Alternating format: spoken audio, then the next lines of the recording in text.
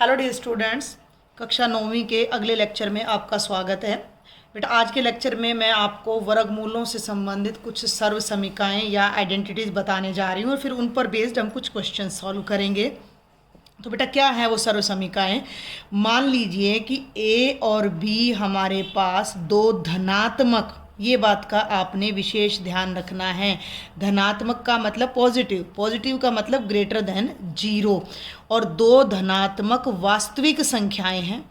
वास्तविक संख्याएं मैं अपने लेक्चर के स्टार्टिंग से, आपने अगर पूरे लेक्चर्स देखे हैं शुरुआत से, तो मैं अच्छे से आपको बता चुकी हूँ। सभी परिमेय संख्याएं, पूर्ण संख्याएं, प्राकृत संख्याएं और भाई अपने पूर्णांक, वो सभी क्या होते हैं? वास्तविक संख्याएं। उनमें से हमने कोई दो धनात्मक संख्याएं ले ली, एक ए और दूसरा बी। तो इनके वर्गमूलों की गुणा और जमा और घटा से संबंधित कुछ सर्व समीकरण हैं जिन्हें अब हम यहाँ सीखने जा रहे हैं। पहली सर्व समीकरण क्या कहती है कि वर्गमूल ए और बी दो संख्याओं के गुणनफल का वर्गमूल है, तो हम इसे अलग अलग ऐसे कर सकते हैं, ए का वर्गमूल गुणा में बी का वर्गमूल। मैं इसको एक उदाहरण से भी समझाती हूँ आपको। ये देखिए यहाँ पर, ये है बेटा जी वर्गमूल 21। ठीक है, 21 का मतलब ए गुणा बी नहीं है, यहाँ ए बी से मतलब है ए गुणा बी का वर्गमूल होता है ए का वर्गमूल गुणा बी का। तो 21 का मतलब है 3 गुणा 7, तो ये हो जाएगा 3 का भी वर्गमूल और 7 का भी वर्गमूल। ऐसे ये अलग अलग किया जा सकता है। इसी प्रकार अगर हम भाग में हैं, 3/7 का वर्गमूल है, तो वो 3 का भी वर्गमूल हो जाएगा और 7 का भी। तो वो हमारी दूसरी सर्व समीकरण है कि ए बटा बी का वर्गमूल होता है ए का वर्गमूल बटे बी का। मोटे तौर पर मैं आपको कहूँ, ध्यान से सुनना मेरी बात, कि दो संख्याओं के गुणनफल और भागफल का वर्गमूल अलग अलग किया जा सकता है, उनकी जमा और घटा का वर्गमूल अलग अलग नहीं किया जा सकता। यहाँ मैं लिख कर दिखा रही हूँ, ए जमा बी का वर्गमूल कभी भी बराबर नहीं होगा ए का वर्गमूल जमा बी के वर्गमूल के, और ए घटा बी का वर्गमूल भी कभी भी बराबर नहीं होगा ए का वर्गमूल घटा बी के वर्गमूल के। समझ आ रही है मेरी बात आपको? ये आपने विशेष ध्यान रखना, ये आइडेंटिटी नहीं है, ये मैंने आपको अपनी तरफ से बताई है। तीसरी आइडेंटिटी क्या कहती है? एक ब्रैकेट में है दो संख्याएं, वर्गमूल ए जमा वर्गमूल बी, दूसरी ब्रैकेट में है वर्गमूल ए घटा वर्गमूल बी। तो इससे पहले केवल वास्तविक संख्याओं के लिए हमने एक आइडेंटिटी की हुई है 8वीं कक्षा में कि a जमा बी ए घटा बी क्या होता है? a का वर्ग घटा b का वर्ग। याद है आपको? पहली संख्या जमा दूसरी संख्या, पहली संख्या घटा दूसरी संख्या, तो ये होता है a का वर्ग घटा b का वर्ग। अब हमारे पास क्या है? यहाँ a का वर्गमूल जमा b का वर्गमूल, a का वर्गमूल घटा b का वर्गमूल। तो बिल्कुल उसी प्रकार है, बस यहाँ a की जगह वर्गमूल a है, b की जगह वर्गमूल b है। तो ये क्या हो जाएगा? वर्गमूल ए का वर्ग घटा वर्गमूल बी का वर्ग, और वर्गमूल से वर्ग कट जाता है, तो यहाँ ए घटा बी रह जाएगा। मैं इसे हल करके भी दिखा रही हूँ। वर्गमूल ए का वर्ग घटा वर्गमूल बी का वर्ग, और ये फर्दर हमारा बन जाता है ए घटा बी। ठीक है, तो ये आपने ध्यान रखना है, वर्गमूल ए जमा वर्गमूल बी और वर्गमूल ए घटा वर्गमूल बी बराबर है ए घटा बी। ये है हमारी मेन आइडेंटिटी। ये तो ये मैंने सॉल्यूशन करके दिखाया है। आगे बढ़ते हैं भाई, आइडेंटिटी नंबर 4। ठीक है, अब ध्यान देना, ए जमा वर्गमूल बी, ए पर वर्गमूल नहीं है, बी पर वर्गमूल है, और ए घटा वर्गमूल बी। आपने ना इसका लॉजिक समझना है। एक ब्रैकेट में दो टर्म है और अगली ब्रैकेट में भी वही दोनों टर्म है, यहाँ भी ए है यहाँ भी ए है, यहाँ वर्गमूल भी है यहाँ भी वर्गमूल भी है, यहाँ जमा है यहाँ घटा है। तो हम इनको जब बारी बारी से खोलते हैं और गुणा करते हैं तो बाकी की टर्म्स कट जाती हैं और दो ही टर्म हमारी बचती हैं। वो क्या बचती हैं? ए का ए से गुणनफल करोगे तो ए का वर्ग, और वर्गमूल बी की वर्गमूल बी से करोगे तो वर्गमूल बी का वर्ग, जो कि कट जाएगा, और ये बनेगा ए का वर्ग घटा में बी। आइडेंटिटी नंबर 5 हमारी क्या है? वर्गमूल ए जमा वर्गमूल बी, दो वास्तविक संख्या का वर्गमूल एक ब्रैकेट में है, वर्गमूल सी जमा वर्गमूल डी, दो का दूसरी ब्रैकेट में, चारों बिल्कुल अलग अलग है। कैसे करेंगे? वर्गमूल ए को इस पूरी ब्रैकेट से गुणा करो, मैं आपको खोल के बता रही हूँ, सीधी आइडेंटिटी नहीं बता रही हूँ मैं, और वर्गमूल बी को भी इस पूरी ब्रैकेट से। देखो क्या करो, कई बच्चों को समझ नहीं आता तो वर्गमूल बी को ढक लो, अब इसको इन दोनों से गुणा करना है, वर्गमूल ए बाहर, वर्गमूल सी जमा वर्गमूल डी। अब इसको भूल जाओ, ध्यान से देखना, वर्गमूल बी के आगे जमा है तो यहाँ आ जाएगा वर्गमूल बी और ये पूरी टर्म साथ में। ठीक है, आगे बढ़ूँ अब मैं। अब इस पे फोकस करो, वर्गमूल ए को वर्गमूल सी से गुणा करो, तो अभी हमने आइडेंटिटी ऊपर की है, ये बन जाएगा ए सी का वर्गमूल, वर्गमूल ए को वर्गमूल डी से करो, ए डी का वर्गमूल, इसको इससे करो बी सी का वर्गमूल और इसको इससे करो बी डी का। बिल्कुल आसान है, दो टर्म यहाँ है, दो यहाँ, इसको इससे कर दो, इसको इससे कर दो। ठीक है ना, इसको पहले इससे और फिर इससे। बी को मैं अलग कलर से आपको बताती हूँ, वर्गमूल बी को वर्गमूल सी से कर दो, याद ना रहे तो, और वर्गमूल बी को वर्गमूल डी से। चार टर्म आ जाएंगी, वो चारों टर्म ये रही। ये भी इसी तरीके से होते हैं ऊपर वाले, लेकिन इनमें एक जैसी टर्म्स होती है तो वो आपस में कई बार कट जाती हैं। और ये एक लास्ट आइडेंटिटी है हमारी, इसकी तरह की एक और है, वो मैं बता दूंगी, बुक में नहीं है, वर्गमूल ए जमा वर्गमूल बी का वर्ग। तो देखो इसको मैं एक बार रफ कागज पे आपको बताऊं, वर्गमूल ए जमा वर्गमूल बी के वर्ग का क्या मतलब है, वर्गमूल ए जमा वर्गमूल बी एक ब्रैकेट में, और वर्गमूल ए, भाई वर्ग का क्या मतलब होता है, उसी संख्या को उसी से दो बार गुणा करना। ठीक है, अब गुणा कर दिया तो वर्गमूल ए को तो वर्गमूल ए से कर दो, वर्गमूल ए की घात 2, फिर वर्गमूल ए को बी से कर दो तो ये बन गया वर्गमूल ए बी, फिर बी को ए से करो तो फिर वर्गमूल ए बी, और वर्गमूल बी को वर्गमूल बी से करो तो वर्गमूल बी की घात 2। ये क्या बन गया, एक खाली एक वर्गमूल पे वर्ग हो तो ये कट के ए बी का वर्गमूल 2 बार आ रहा है, 2 वर्गमूल ए बी, और वर्ग से वर्गमूल कट गया बी, तो ये हमारा आंसर आ जाएगा। तो मैं यहाँ डायरेक्ट लिख रही हूँ ए जमा 2 वर्गमूल ए बी जमा बी। और इसी तरह एक आइडेंटिटी और है जो इसकी आपकी बुक में मेंशन नहीं है, घटा की है, तो वहाँ पर इसमें 2 के आगे केवल घटा का चिन्ह लग जाएगा। तो ये कुछ आपको सर्व समीकरणें आपकी बुक में दी गई हैं। मैं बिल्कुल नहीं सजेस्ट करूँगी कि आप इन्हें रटें, क्योंकि जो क्वेश्चन है वो भी हमने डायरेक्ट मेथड से ही करने हैं। सर्व समीकरण को हमें मतलब जैसे हमने सर्व समीकरण हल किए वैसे ही हमने सवाल करने, तो इनको रटने की बिल्कुल भी आपको ज़रूरत नहीं है, जस्ट अंडरस्टैंड करना है। अब मैं इस पर आधारित कुछ एग्जाम्पल्स करा रही हूँ। ये है बेटा उदाहरण नंबर 16, निम्नलिखित व्यंजकों को सरल करो, 5 जमा वर्गमूल 7 ब्रैकेट 2 जमा वर्गमूल 5। अब ये देखें तो इनमें से किसी भी आइडेंटिटी पर बेस्ड नहीं है, क्योंकि चारों ही रकम अलग अलग हैं, एक पर वर्गमूल है एक पर नहीं है। तो यहाँ हमने इनको बस थोड़ा ध्यान में रखते हुए इस सवाल को हल करना है। तो मैंने आपको तरीका बता दिया था, क्या तरीका है भाई, पहली ब्रैकेट देखी, इसको ढक लिया, भूल जाओ सेकंड टर्म को, और 5 को इन पूरी ब्रैकेट से मल्टीप्लाई कर लो। पहले 5 लिखो, उसके ब्रैकेट में ये पूरी उसके साथ में ये पूरी ब्रैकेट लिख दो। इस तरह से देखो ध्यान से, अब हमको 5 दिख रहा है तो मैंने 5 लिखा, पूरी ब्रैकेट लिख दी, 2 जमा वर्गमूल 5 ब्रैकेट बंद। अब 5 को ढक लो, क्या दिख रहा है, जमा वर्गमूल 7 ब्रैकेट में 2 जमा वर्गमूल 5। बिल्कुल भी तो गलती नहीं होगी। जिन बच्चों की पकड़ अच्छी है वो तो समझ ही जाएंगे, जिन्हें थोड़ा सा देर में समझ आता है, यूँ लगता है थोड़ा मुश्किल है, तो इसको ढक लें, ये दिख ही नहीं रहा कुछ भी, तो ये ऐसे का ऐसा उतार दिया, और फिर इसको ढका, ये ऐसे का ऐसा, यानी 5 को पूरी ब्रैकेट से मल्टीप्लाई किया और 7 को पूरी ब्रैकेट से मल्टीप्लाई किया। अब हम अगले स्टेप पर चलते हैं। अब इसको भूल जाओ, 5 को 2 से गुणा करो, 5 को √5 से गुणा करो, तो ये आ जाएगा 5 गुणा 2 एक टर्म, 5 को √5 से गुणा करोगे तो 5 √5। मैंने बता दिया था परिमेय और अपरिमेय आपस में कभी भी मिलती नहीं है, अलग अलग लिखी जाती हैं। अगर मैंने 2 को वर्गमूल 3 से गुणा करना है तो वो केवल 2 वर्गमूल 3 के रूप में लिखा जाएगा। हो गया। अब यहाँ आ जाओ प्लस, वर्गमूल 7 को 2 से करना है, अपरिमेय और परिमेय, तो 2 आगे आ जाएगा वर्गमूल 7, और जमा जमा जमा वर्गमूल 7 को वर्गमूल 5 से करेंगे, और लास्ट स्टेप में हम इसका सॉल्यूशन कर देंगे। 5 दूनी 10, ये परिमेय और अपरिमेय है, ऐसे की ऐसी लिखी जाएंगी। परिमेय अपरिमेय का गुणनफल है 2 वर्गमूल 7 ऐसे का ऐसा, लेकिन वर्गमूल की संख्याएं आपस में गुणा हो जाती है, तो ये बन जाएगा 7 पंजे 35 का वर्गमूल, और ये हमारा क्वेश्चन बहुत आसानी से यहाँ पर सॉल्व हो जाता है। ये 16वें एग्जाम्पल का दूसरा पार्ट है। इसको स्टार्ट करने से पहले बेटा मैं कहना चाहूँगी, अगर आपने अभी तक मेरे चैनल को सब्सक्राइब नहीं किया हुआ है तो पहले वीडियो को पॉज करके जल्दी से सब्सक्राइब जरूर कर लें, ताकि आपको नए लेक्चर के नोटिफिकेशन भी मिलते रहें और हमें भी, टीचर को भी पता लगता है। कमेंट करें आप कमेंट बॉक्स में कि आपको लेक्चर कैसा लगता है, ताकि मुझे पता लगे कि आपको लेक्चर समझ आ रहे हैं या नहीं आ रहे हैं। 5 जमा रूट 5 एक ब्रैकेट में, 5 घटा रूट 5 दूसरी ब्रैकेट में। अब ये हमारी आइडेंटिटी पर बेस्ड है और ये बहुत इंपॉर्टेंट आइडेंटिटी 8वीं क्लास से चली आ रही है। एक ब्रैकेट में 2 टर्म, अगली में 2 टर्म, दोनों यहाँ एक जैसी, दोनों यहाँ एक जैसी, एक जमा की और एक घटा की। तो क्या करते हैं हम, इसके लिए बहुत ही सरल तरीका है।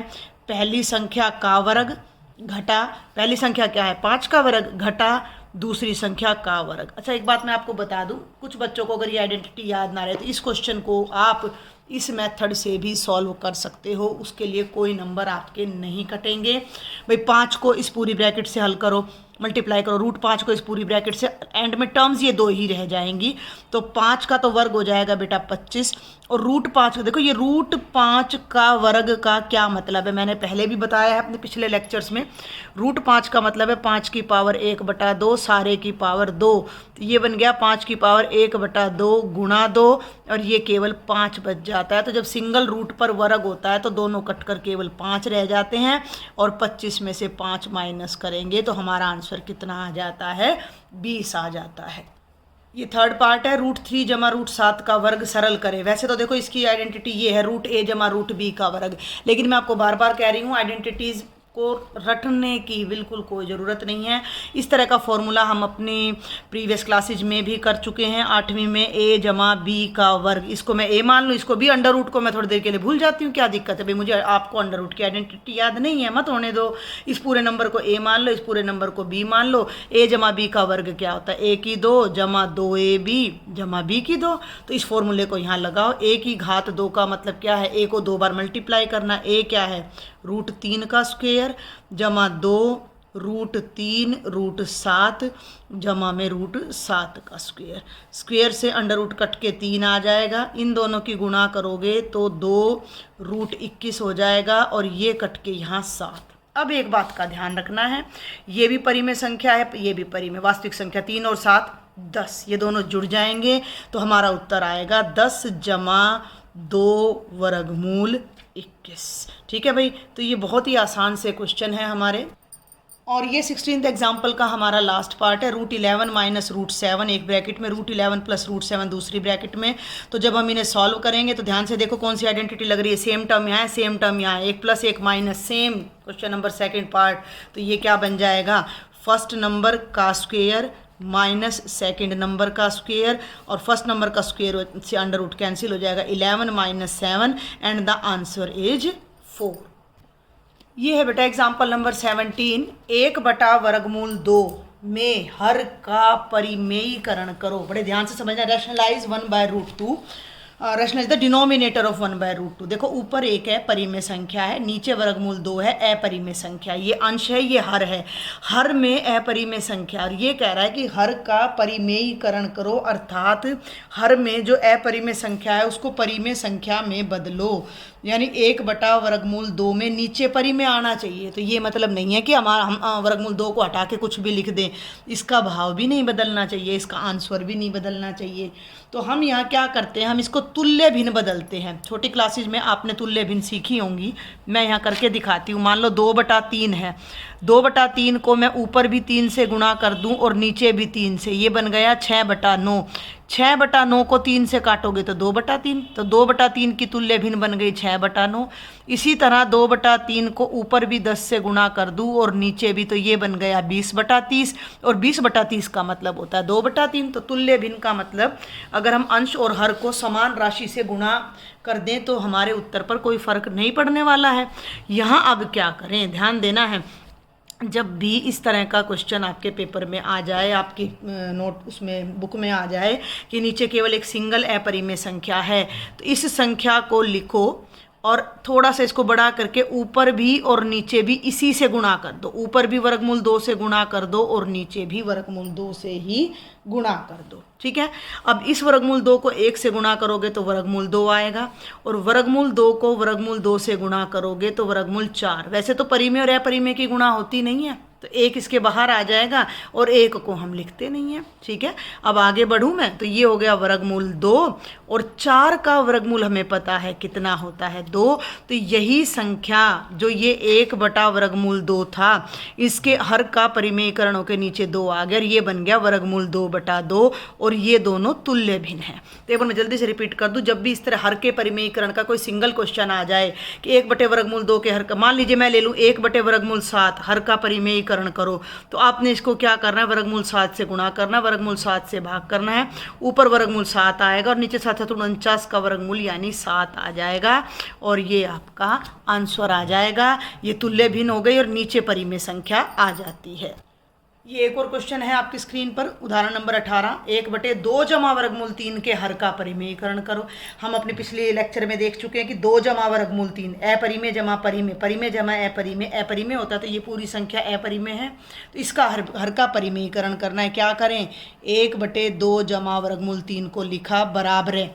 अब ये खत्म करना है, नीचे परिमेय संख्या आनी चाहिए, तो किसी तुल्य भिन्न में बदलने के लिए किसी संख्या से गुणा करना पड़ेगा और भाग। तो क्या करो, पहले तो इस पूरी संख्या को यूं का यूं लिख दो, 1 बटे 2 जमा वर्गमूल 3 गुणा। अब मेरी बात ध्यान से सुनना, जब भी ऐसी 2 टर्म्स नीचे आए तो नीचे वाली टर्म का जो चिन्ह है उसके विपरीत चिन्ह वाली संख्या से हमने गुणा करना है। अब यहाँ है 2 जमा वर्गमूल 3, तो हमें 2 घटा वर्गमूल 3 से गुणा करना है और 2 घटा वर्गमूल 3 से भाग करना है। ठीक है, अब बड़े ध्यान से समझे, ऊपर वाले को ऊपर वाले से, तो 1 से तो किसी भी संख्या को गुणा करो तो वही रहता है, तो ये तो हो जाएगा 2 घटा वर्गमूल 3 और नीचे ध्यान दो ये है 2 जमा वर्गमूल 3 ब्रैकेट में लिखना है और ये है आपका 2 घटा वर्गमूल 3। ठीक है, वैसे तो आप चाहो तो डायरेक्ट गुणा भी कर सकते थे, तो ये बन गया 2 घटा वर्गमूल 3 a जमा बी a घटा बी। देखो इस गुणा का क्या मतलब है, मैं छोटी छोटी बातें आपको साथ साथ बता रही हूँ। a बटे बी गुणा c बटे d का मतलब है a को c से ऊपर गुणा करना है, b को d से नीचे गुणा करना है, यानी ऊपर a c आ जाएगा और नीचे b d आ जाएगा। यानी ऊपर वाला गुणा का चिन्ह एक ही बार लग रहा है, लेकिन ऊपर वाला ऊपर वाले से गुणा हो रहा है, अंश अंश से गुणा हो रहा है, हर से गुणा हो रहा है। तो ये आपने ध्यान रखना। तो अंश को अंश से गुणा कर दिया, हर को हर से गुणा कर रहे हैं, तो ये a जमा बी है, ये a घटा बी है, तो ये तो हो गया 2 का स्क्वायर और ये हो गया √3 का स्क्वायर। आप इस स्टेप को स्किप कर सकते हो। जिन स्टूडेंट्स को एक बार में समझ आ रहा है वो यहाँ से डायरेक्ट यहाँ भी आ सकते हैं। तो ऊपर तो रह गया 2 माइनस √3, 2 का स्क्वायर हो गया 4, √3 से 2 मतलब रूट से स्क्वायर कैंसिल होकर रह गया 4 माइनस 3, 4 में से 3 गया 1 और ये बन गया 2 माइनस √3 बटा 1। और भाई डिनोमिनेटर में 1 हो तो हम उसे लिखते नहीं हैं, तो ये हमारा आंसर आ जाता है। अगला एग्जाम्पल बेटा फिर से हमारा परिमेयीकरण का आ जाता है। 5 बटे √3 माइनस √5 के हर का परिमेयीकरण करो। पिछले सभी सवालों में आपने देखा हो तो अंश में 1 था, ये अलग सवाल है, अंश में 5 है, कोई फ़र्क नहीं पड़ता हमें इससे। हम इस संख्या को पहले ऐसे का ऐसा लिखते हैं, बराबरे लगाते हैं। अब इसको दोबारा से ऐसे का ऐसा लिखते हैं और गुणा का चिन्ह लगाकर, क्या बताया मैंने, जो चिन्ह नीचे है उससे अपोजिट चिन्ह वाली संख्या से, जैसे ये वर्गमूल 3 घटा वर्गमूल 5 है तो मैं वर्गमूल 3 जमा वर्गमूल 5 से गुणा करूंगी और वर्गमूल 3 जमा वर्गमूल 5 से नीचे, क्योंकि उससे क्या होगा कि a घटा b a जमा b का सूत्र लगेगा और नीचे जितनी भी अपरिमेय संख्याएं हैं वो उस फॉर्मूले की वजह से परिमेय में बदल जाएंगी। अब यहाँ जो ध्यान देने वाली बात है, पहले यहाँ सब में 1 होता था, तो जब हम 1 से मल्टीप्लाई करते थे तो ये टर्म यूं क्यों आ जाती थी। अब मल्टीप्लाई करना है 5 से, तो 5 को रख लो बाहर और इस पूरी टर्म को लिख दो ब्रैकेट में √3 जमा √5। ठीक है, आगे बढ़ूँ। अब है a घटा b a जमा b, तो ये भी देखो √3 यहाँ है, √3 यहाँ है, √5 यहाँ है, √5 यहाँ, ये घटा है ये जमा है। ये फॉर्मूला मैं 5वीं बार खुद इस लेक्चर में यूज कर रही हूँ, तो आपको ये फॉर्मूला बिल्कुल भी नहीं भूलना है। तो ये हो गया √3 का स्क्वायर माइनस में √5 का स्क्वायर। ठीक है भाई, आगे बढ़ूँ अब मैं, तो ये हो गया 5 ब्रैकेट √3 जमा √5। ठीक है, रूट से ये कैंसिल होकर 3 बच गया, रूट से रूट कैंसिल होकर 5, 3 में से 5 गए माइनस का 2, तो 5 ब्रैकेट रूट 3 जमा रूट 5 बटे माइनस 2। इसको आप इकट्ठा चाहो तो इकट्ठा लिख सकते हो, -5 बटा 2 ब्रैकेट रूट 3 जमा रूट 5, और डिनोमिनेटर में हमारी आ गई परिमेय संख्या। यही हमने करना था, हर का परिमेयीकरण। और ये है बेटा जी हमारा लास्ट एग्जाम्पल, 1/7 जमा 3 वर्गमूल 2 में हर का परिमेयीकरण करें। तो वही अब मुझे लगता है कि आपको ये समझ आ गया होगा। और जब तक मैं इसकी एक्सरसाइज का सॉल्यूशन अपलोड करूं, उससे पहले आपने एक्सरसाइज स्वयं अभ्यास करना है। तो इस संख्या को लिखा, गुणा, ध्यान देना ये 7 जमा 3 वर्गमूल 2, तो हम 7 घटा 3 वर्गमूल 2 से गुणा करेंगे और 7 घटा 3 वर्गमूल 2 से भाग करेंगे। जब हम इसको इससे मल्टीप्लाई करेंगे, 1 है तो 1 से मल्टीप्लाई करने पर ऊपर वाली संख्या ऐसे की ऐसी, और नीचे a जमा b, a घटा b। अब ध्यान देना यहाँ वर्गमूल 2 के साथ 3 भी है, तो ये तो पहला तो हो जाएगा 7 का वर्ग घटा 3 वर्गमूल 2 का वर्ग। ठीक है, आगे बढ़ूँ अब मैं, बहुत ध्यान से देखना। ऊपर की टर्म तो एज इट इज आ जाएगी 7 घटा 3 वर्गमूल 2, और नीचे 7 का वर्ग 49 घटा ये समझो 3 वर्गमूल 2 का वर्ग।